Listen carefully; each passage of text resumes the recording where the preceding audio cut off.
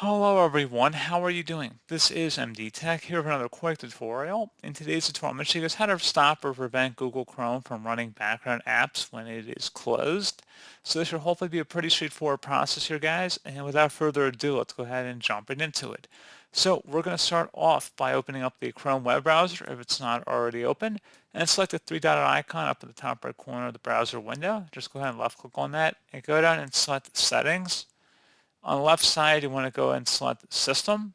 And then on the right side, underneath System, where it says Continue running background apps when Google Chrome is closed, if you want to toggle that to the off position just by clicking to that oval one time, that will prevent background apps from running when Google Chrome is in fact closed.